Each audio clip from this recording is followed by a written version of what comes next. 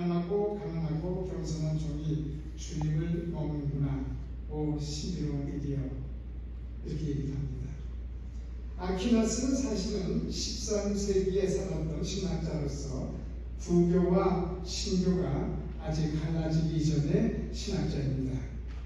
그는 이 노래 가사에서 하늘의 빵이 신비스럽게 사람들의 빵이 되었으므로 사람들이 실제로 이 빵을 먹고 있는 것을 묘사하고 있습니다. 따라서 예수님의 몸과 피의 본질은 빵과 포도주에 나타나는 겁니다. 예수님의 본질은 목자로서, 양으로서, 길로서, 진리로서, 혹은 어린 양으로, 선생님으로 나타나는 예수님의 한 분이지만 여러 가지 모습으로 나타날 수 있는 것처럼 그 중에 하나가 포도나무 가지처럼 빵이 됐다. 본질이 빵이 됐다. 그런 뜻이 됩니다. 그리고 그 맛과 질감은 일상의 빵과 포도주의 맛을 비기고 있습니다. 빵과 포도주는 예수님의 몸과 피의 본질을 갖게 되고 그 맛은 여전히 우리에게 익숙한 빵과 포도주가 되는 것입니다. 이러한 아퀴나스의 이해는 16세기 종교 개혁을 거치면서 천주교는 포도주와 빵이 실제적으로 예수님의 몸과 피로 바뀐다고 이해하면서 빵과 포도주의 맛을 부정하는 겁니다. 한편으로 개신교에서는 빵과 포도주는 예수님의 몸과 피를 상징하는 것으로 이해함으로써 빵과 포도주에 들어있는 예수님의 본질을 간과하게 되었습니다. 우리는 일상의 포도주와 떡의 맛 안에서 예수님의 본질을 섭취하고 있는 것, 그것이 토마스 아퀴나스가 간파한 겁니다. 실제는 맛은 포도주와 떡이지만 그 본질은 예수입니다. 이 포도나무의 줄기지만 실제로는 거기에 저는 가지가 나오는 거지만 그 본질은 예수입니다.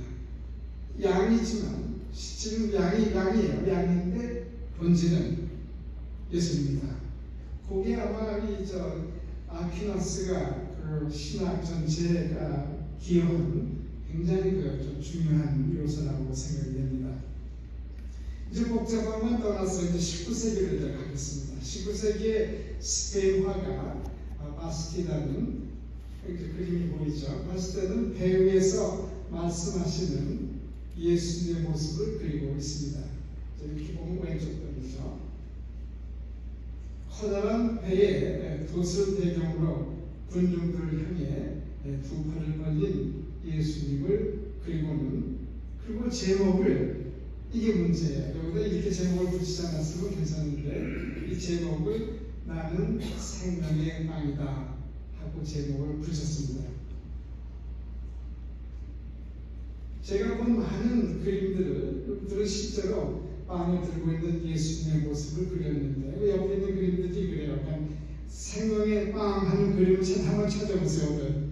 그럼 대부분의 그림은 이렇게 누군가가 빵을 들고 있고 그 누군가는 우리 알아요. 예수님이라는 걸 아는데 그러니까 예수님까지 있는데 예수님을 빵으로 내놓기는 뭐 아직도 거북한 거예요. 그러니까 빵을 들고 있으면서 이것이 내 몸이다 이렇게 얘기를 하는데 거기에 그런 어떤 본질적인 거에 대해서 아직 받아들이지 못하기 때문에 오른쪽에 있는 그림들을 그리게 된 거예요. 근데 이상하게 이 바티스타는 이렇게 돛대에 이렇게 놓고서 예수님을 그려놓고 거기다 제목을 나는 생명의 떡이다 이렇게 붙인 거죠.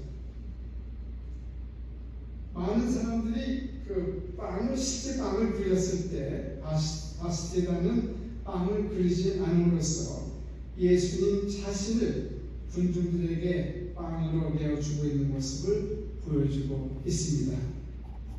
배의 돛은 잘 차린 식탁에 아주 비싼 식탁고가 되고 예수님은 식탁의 빵으로 그리고 있습니다. 그 바스티다의 천재성은 이렇게 자신의 몸을 군중에게 내어주지만 황금빛의 돛은 인육을 먹는다는 식인 행위에 기괴한 느낌을 가려버리고 있습니다. 이를 쳐다보는 군중들은 평화롭고 기대에 차 있으면서 경건한 모습입니다. 굶주리지 않는 모습입니다. 실제로 나는 생명의 빵이다 라는 말씀을 하기 조금 전에 예수님은 5,000명을 먹이셨습니다. 바스티다는 이러한 문맥을 고려해서 우선 예수님은 빵으로 이들의 배를 채우시고 그런 후에 나는 생명의 빵이다 라고 말씀하셨던 것을 보는 사람들로 하여금 기억하게 합니다.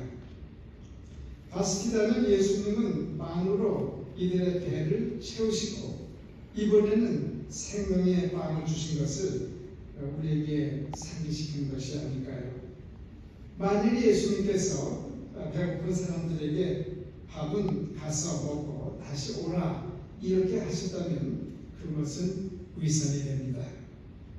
우리도 우리 이웃을 물리적인 떡을 먹여야 하는 1차적인 책임이 있음을 표현하고 있는 듯 합니다.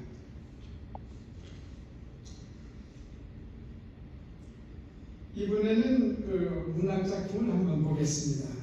역시 나는 생명의 떡이다 하는 예수님의 귀절을 두고 고민한 사람들의 세 번째 모습인데, 그는 허술한 모습을, 그의 허술한 모습을 보고 동네 여인 숲과 모텔들의 주인들은 방이 없다고 문을 닫습니다.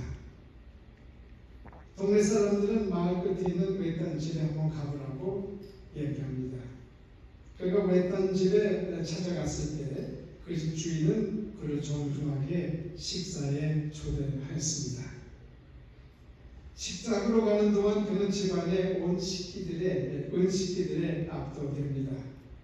이것들이라면 충분한 양의 빵을 사만해 하고 생각하고는 친절한 주인이 잠이 들자 은식기를 챙겨 그 집을 떠납니다. 그러나 그는 곧바로 날카로운 눈을 가진 순경이에 붙들려 다시 집 주인에게 끌려옵니다. 순경나으리 집주인이 순경에게 말합니다. 이것은 내 친구에게 준 선물이죠.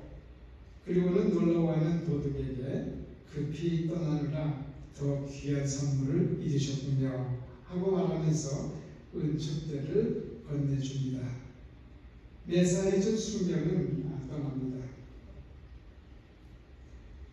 집주인은 말을 잃고 서 있는 도둑에게 나는 당신이 누구인지 모르나 어떤 사람이었는지는 아오. 이 선물을 가지고 가 당신을 위해 세상을 위해 세상을 만드는데 쓰시오 하고 말합니다. 이 경험을 가지고 죄수 24,601호는 장발장이 되고 아직도 쫓기고 있으나 새로운 삶을 살기 시작합니다. 이거는 허구적인 신부를 사용하여 예수님을 묘사하고 있습니다. 예수님은 우리가 새로운 삶을 시작할 수 있도록 빵을 주시어 우리의 감옥으로부터 우리를 해방시키시느라 쓰십니다.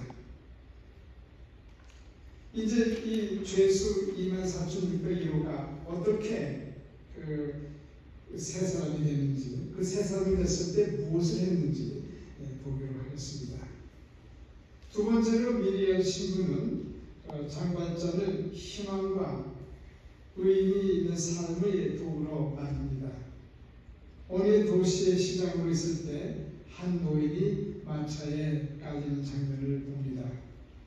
여기에 형사 자들도 시민들도 그리고 장발장도 있었습니다. 장발장은 힘이 센 사람으로 이 사람만이 이 마차를 들어올려 거기에 깔린 노인을 구할 수 있습니다. 그러나 장발장이 노인을 구하면 형사 자베르는 그가 장발장으로 금세 알아보고 체포할 것도 분명합니다. 그래서 모른 척 고개를 돌리면 장발장은 편안한 삶을 살 수 있습니다. 이제 그 신부의 도움으로 빵을 먹은 이 장발자는 어떻게 했을까요?